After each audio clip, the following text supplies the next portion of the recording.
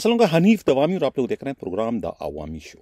नाज़रीन, सिंध पुलिस के 1,76,000 पुलिस एहलकारों के सर पर अभी तक जो है वो पॉइंट मी नामी एप्लीकेशन की तलवार लटक रही है, जिसकी डेडलाइन जो थी वो 28 अगस्त की थी। 28 अगस्त गुजर चुकी है, लेकिन उसके बावजूद शाह से ज़्यादा शाह के वफादार होने का सबूत देते हुए जो है एक अकाउंटेंट तारिक खास खेली की जानिब से बार बार हुक्मनामा जो है वो सिंध पुलिस के तमाम यूनिट्स को जारी कर दिया जाता है कि जिन पुलिस एहलकारों ने अभी तक जो है ये पॉइंट मी नामी एप्लीकेशन को अपलोड नहीं किया है और अब तक जो है वो उसको जो है अपने रोज़मर्रा के ड्यूटी में उसको शामिल नहीं किया गया है, यानी अपनी हाजिरियों की शक्ल में, तो उनके खिलाफ जो है सख्त तरीन कार्रवाई की जाएगी।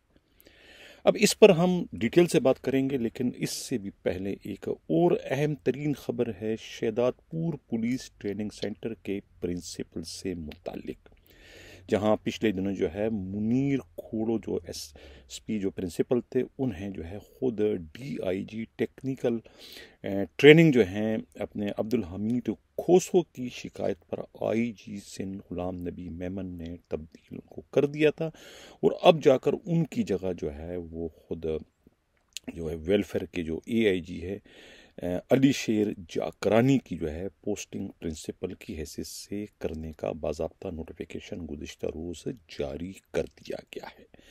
इस नोटिफिकेशन के इजरा के बाद ही साबिका जो प्रिंसिपल है मुनीर खोड़ो के रुफका का कहना है कि अब आया ऊंट पहाड़ के नीचे। मालूम नहीं कि वो ये किसके लिए कह रहे हैं, आया खुद अली शेर जाकरानी के लिए बात कही जा रही है या कि डीआईजी ट्रेनिंग अब्दुल हमीद खोसो के लिए बात कही जा रही है कि अब आया ऊंट पहाड़ के नीचे।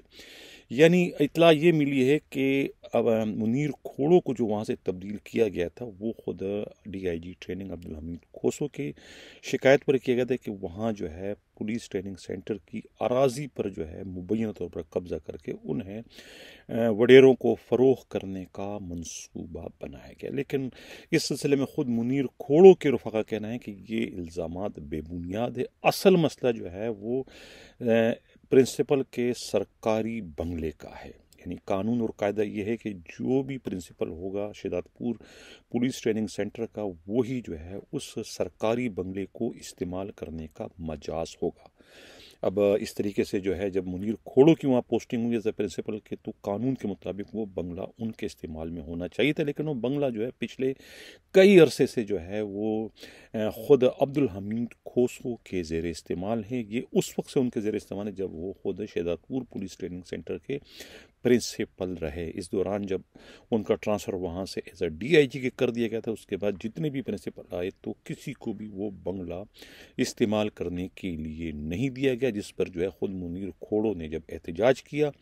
इसके साथ साथ उन्होंने एक और एहतजाज किया कि जो मैच चल रहा है ख़ुद शहदादपुर पुलिस ट्रेनिंग सेंटर में, इसका भी कंट्रोल या इंतज़ाम जो है वो प्रिंसिपल के पास कायदे के मुताबिक होना चाहिए, न कि डीआईजी ट्रेनिंग के पास। ये दो उनके एतराज़ात थे जो बजाय दूर करने के, इन एतराज़ात को लेकर जो है वो अब्दुल हमीद खोसो ने आईजी गुलाम नबी मेमन से उनकी शिकायत की थी, जिस पर उनका वहाँ से तबादला कर दिया गया था। लेकिन अब अली शेर जाकरानी की वहाँ पर पोस्टिंग हो चुकी है एज ए प्रिंसिपल। तो अब देखना ये कि क्या अली शेर जाकरानी इन तमाम तर सूरत हाल में क्या कंप्रोमाइज़ करेंगे, यानी कि वो बंगले का इस्तेमाल नहीं करेंगे और मैस में जो बेज़ाब्तगियाँ और लूट मार का इस वक्त सिलसिला चल रहा है, क्या वो उस पर भी खामोशी इख्तियार करेंगे, या कि वो हस्ब रिवायत या हस्ब आदत जो कि उसूल परस्ती के लिए मशहूर हैं, ईमानदारी के लिए भी, तो वो इस पर ज़रूर वावेला मचाएंगे। तो फिर एक तरीके से ये कहना जो उनका है, कहना मैं अब मुनीर खोड़ो के रफ़ाका के कि अब आया ऊंट पहाड़ के नीचे, इसका मतलब ये है कि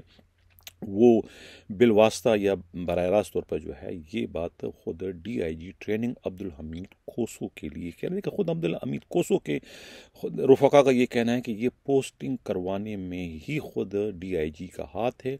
लिहाजा जब डीआईजी ने अगर उनकी पोस्टिंग कराई है तो तमाम तर मामला तय किए जाने के बाद ही उनकी पोस्टिंग वहाँ पर हुई है। देखना यह कि अब ऊँट वाकई किस करवट बैठता है। लेकिन कुछ भी हुआ, लेकिन एक फ़ायदा खुद काबिल एहतराम जो आईजी हैं ग़ुलाम नबी मेमन को ज़रूर हुआ कि वो सीपीओ से जो है वो अली शेर जाकरानी को निकलवाने में कामयाब हो गए। अब एक और रह चुके हैं कमर रज़ा, शायद उनकी भी वो तब्दीली अनकरीब करने वाले हैं। अब उनकी जगह जो है वो फैसल अब्दुल्ला चाचड़ को जो है वो एआईजी वेलफेयर लगा दी। तो ये एक बड़ी धमाकाखेज किस्म की इतला है जो कि शेयर करना ज़रूरी था, ख़ास तौर पे शहदादपुर पुलिस ट्रेनिंग सेंटर के ट्रेनियों के लिए। क्या देखते हैं ये कि वहाँ पर बाहर आती है या कि मैस के नाम पर अब भी लूट मार का सिलसिला चलता रहेगा। अब हम बात करते हैं पॉइंट मी एप्लीकेशन की कि पॉइंट मी की जो तलवार है ये अब भी जो है सिंध पुलिस के 1,76,000 मुलाजमीन के सरों पर लटक रही है, किसी भी वक्त जो है वो गिरने जा रही है। कहा यह जाता है कि कोई 70 से 75% मुलाजमीन ने जो है वो इस्तेमाल करना शुरू कर दिया है और अपने नाम उन्होंने रजिस्टर्ड करवा दिए हैं पॉइंट मी नामी एप्लीकेशन में। और अब जो पहले एक पाबंदी थी कि आप इन और आउट दोनों में जो है वो उसका इस्तेमाल करेंगे, तो अब आईजी की तरफ से ये थोड़ा सा रिलीफ दे दिया गया कि नहीं, आप सिर्फ जब ड्यूटियों पर आते हो तो उस वक्त आप इसका इस्तेमाल करें। अब आईजी साहब तो ख़ुद मसरूफ़ हो चुके हैं सैलाब ज़दगान की मदद के लिए, तो वहाँ चले गए हैं अंदरून सिंध। अभी तक उनकी वापसी गालिबन नहीं हुई, लेकिन उनके गैर मौजूदगी में जो दूसरे एक छोटे आईजी हैं, यानी शाह से ज़्यादा शाह के वफ़ादार की तरफ मेरा इशारा है, तारिक ख़ास खेली की जानिब से जो है बार बार हुक्मनामा जो है वो सिंध पुलिस के उन यूनिट्स को जारी किया जा रहा है जहाँ से अभी तक जो है पॉइंट मी नामी एप्लीकेशन को अपलोड नहीं किया गया है। मैं अपने इस प्रोग्राम में बार बार ये कहता चला आ रहा हूँ कि भाई ये एक इजाफी आपने बोझ डाल दिया है गरीब पुलिस एहलकारों पर इस महंगाई के दौर में, जहाँ पर रूह और जिस्म के रिश्ते को बरकरार रखना जो है वो तकरीबन नामुमकिन हो गया है, ख़ास तौर पर उन सरकारी मुलाजमीन या पुलिस वालों को जिनका दारोमदार या इन्हसार जो है वो सिर्फ और सिर्फ तनख्वाह पर है, यानी रिस्क हलाल पर है, जो कि हराम की एक टका भी नहीं लेते। उनके लिए तो वाकई ये 2-4 हज़ार की एक इजाफी आपने उस पर बोझ डाल दिया कि आप स्मार्टफोन भी ख़रीदें, उसके बाद आप 1,000-2,000 का पैकेज का भी बंदोबस्त करें। तो या तो अगर आपके लिए ये इतना ही लाजिम और मलजूम है कि आप पॉइंट मी को उनसे अपलोड करवाने पर बज़े दें, वरना आप उन्हें करार वाकई सज़ा देंगे, यानी उन्हें आप सस्पेंड करेंगे, रिवर्ट करेंगे, उनकी तनख्वाहें काटेंगे, तो फिर एक आप फ़ायदा ये उन्हें दें कि आप या तो उन्हें कोई सस्ता पैकेज का अनाउंसमेंट करें, या फिर दूसरा उन्हें सरकार की तरफ से जो है फ़ोन, उनको स्मार्टफोन लेकर दें और उनकी तनख्वाहों में से जो है 100, 200, 300 रुपये हर महीने की आप कटौती का सिलसिला शुरू, ताकि उन पर भी कोई बोझ ना पड़े। वैसे ये काम जो है अपने काम को आसान बनाने के लिए जो है वो आप गरीब पुलिस वालों पर जो है वो आप बिला वजह इस वक्त बोझ डालने का बाइस बन रहे हैं। यानी कि एक मुलजिम है, मुलजिम ही को आप पाबंद करो कि अपने खिलाफ जो आप इल्ज़ामात है उसके शवाहिद और गवाहियाँ भी आप इकट्ठी करके लाएं।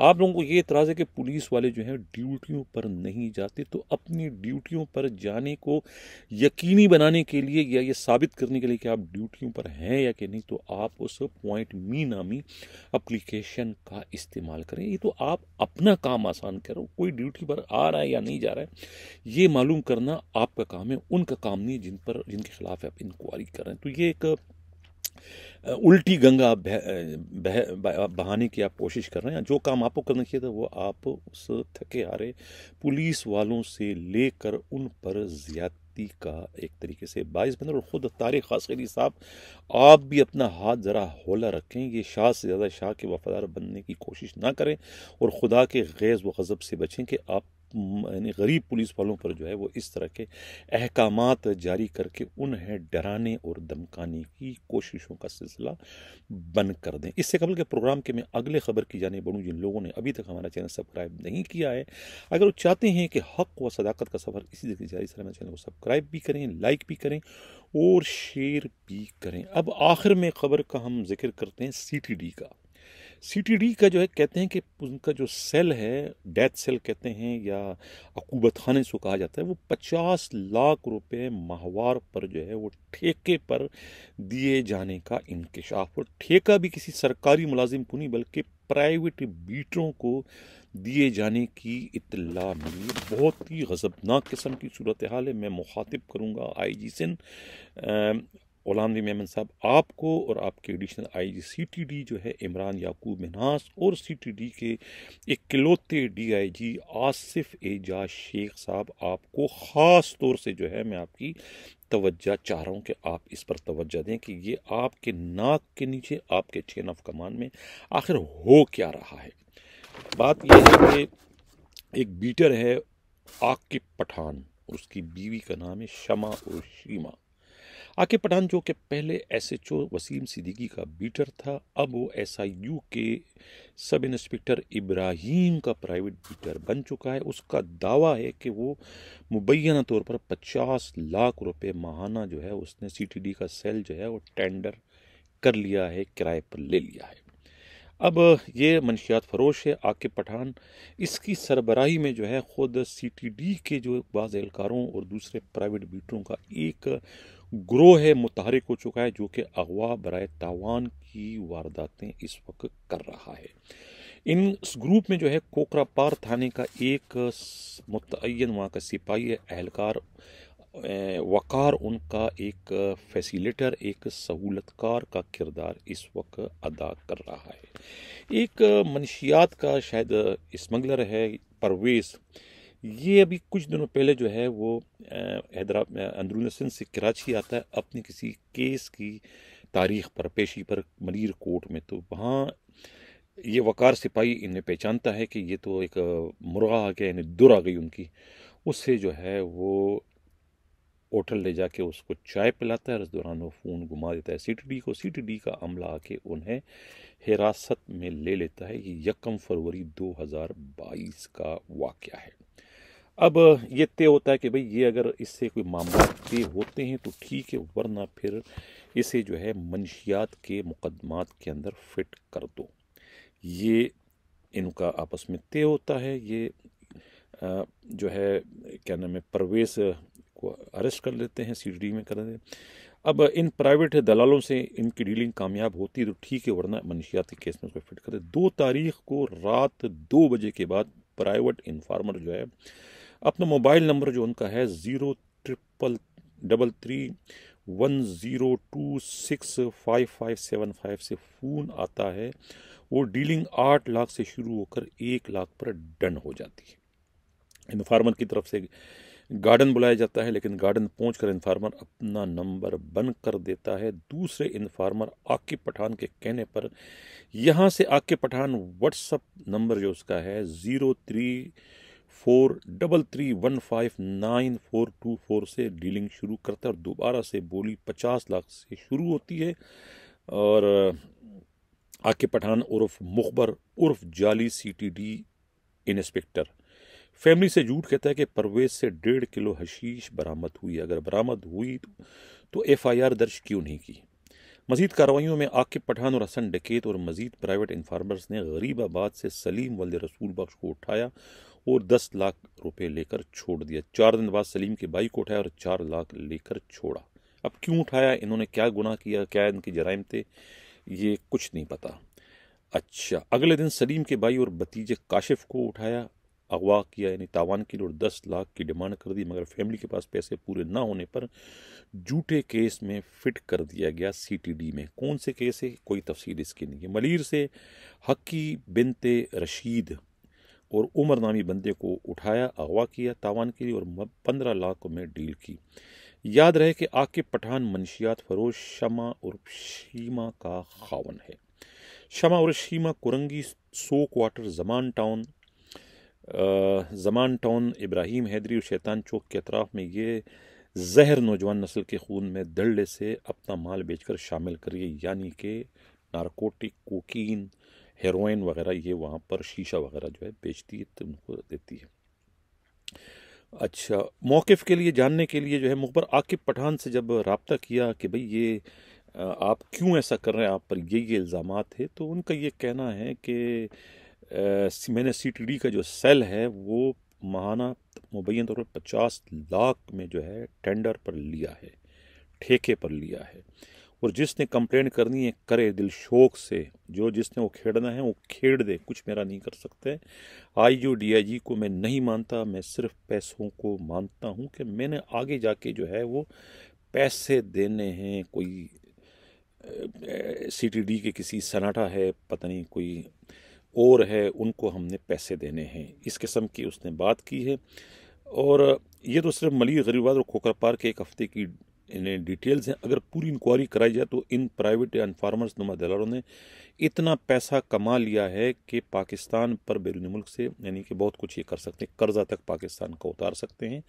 अब एडिशनल आईजी कराची और मुतल्लिका सीटीडी के जो डिपार्टमेंट के जो बड़े अफसरान हैं, यानी इमरान याकूब मीना साहब, आप और सीटीडी के इकलौते डीआईजी साहब आसिफ एजाज शाह, आप लोगों ने क्या ये पूरा का पूरा इदारा जो है, ये अखबार और मंशियात फरोश जो प्राइवेट इन्फार्मर है, बीटर है, इनको आप लोगों ने ठेके पे दे रखा है। ये आप लोगों के नाम को जो है इस वक्त चार चांद लगा रहे। पूरे शहर में जो है वो लूट मार का बाजार जो है इन प्राइवेट दलालों ने गर्म कर रखा है। और ये वैसे ही नहीं कर रहे हैं आपके जो सीटीडी के जो है कुछ जो बहुत ही पुराने नामी ग्रामी जो आपके इंस्पेक्टर डीएसपी हैं और कुछ जो इस वक्त एसपी के ओहदे पर इस वक्त काम कर रहे हैं, वो जो है वो उन्हें उनकी सरपरस्ती जो है इनको हासिल है, ये उनके लिए काम करते हैं और ये बंदे अगवा करके लाते हैं। सीटीडी की मोबाइलें तक जो है वो इनके इस्तेमाल में। और ये जो मुल्ज़िमान हैं ये अपने आप को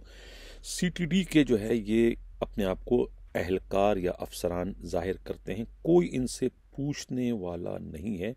अब ये कौन इसको इसकी तहकीकात कौन करेगा, उसको कौन इनको रोकेगा? ये मेरा सवाल है आप लोगों से कि ये आप इसको कैसे रोकोगे?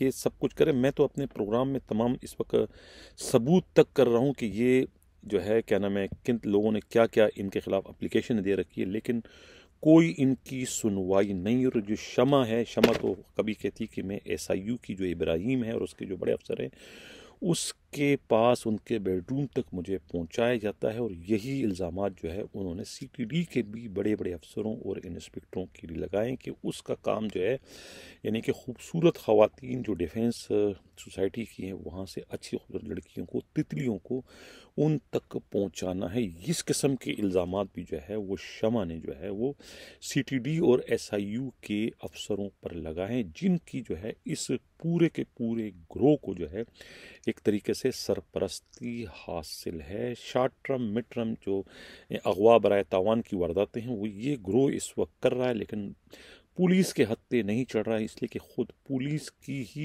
इन्हें सरपरस्ती हासिल है। अब मैं एडिशनल आईजी कराची जो हैं जावेद आलम ओडो साहब, आपकी भी तवज्जो जो है वो ख़ास तौर से चाहूँगा कि आप भी इसमें अपना किरदार अदा करें। जाने से कबल मैं इजाज़त चाहूँ, एक ख़बर और शेयर करता चलूँ। डिस्ट्रिक्ट ईस्ट के एसएसपी अब्दुल रहीम शिराजी के छाले और आँख के तारे जो साबिका हेड मोरल थे, क्या नाम है,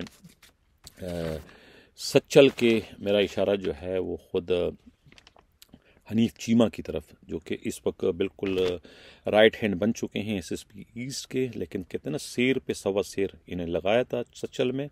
तो सच्चल में जो है फिर डीआईजी ईस्ट ने जो है वो अपना एक एएसआई की वहाँ पर पोस्टिंग करवा दी, आरिफ कुरैशी की, जिसके बाद एसएसपी ने अपने इस लाडले को ब्रिगेड में इसकी पोस्टिंग कर दी एज एडमिरल। लेकिन ब्रिगेड में भी डीआईजी ने अपना ही एक बंदा हेड कांस्टेबल मोहसिन की वहाँ एज एडमिरल पोस्टिंग करा दी। तो इस तरीके से जो है जो एसएसपी का जो लाडला है वो बगल बजाता हुआ जो है पहले एक थाने से उन्हें निकाला गया यानी सच्चल से, और उसके बाद जो है ब्रिगेड जैसे थाने से भी उन्हें निकाले बाहर कर दिया। तो उनकी बड़ी रुसवाई हुई, जगसाई हुई। तो उसके बाद जो है एसएसपी ने जो है अपने कमान में चलने वाले एक जो बहुत बड़ा स्क्वाड है, सिकंदर फोर्स, जो मोटरसाइकिलों पर मुश्तमिल होता है, जो पूरे डिस्ट्रिक्ट में कहीं पर भी जो है वो स्ट्रीट क्राइम की वारदातों की रोकथाम के लिए उसको इस्तेमाल किया था। अब ये जो है हनीफ जो है चीमा, वो जो है इस सिकंदर फोर्स के सरबराह उनको बना दिए गए।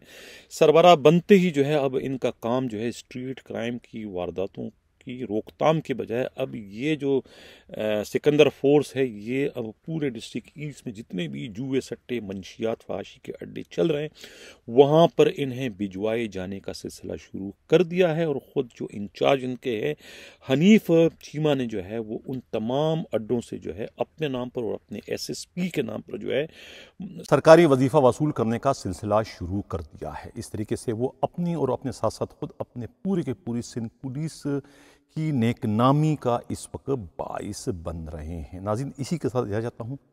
अल्लाह हाफिज़।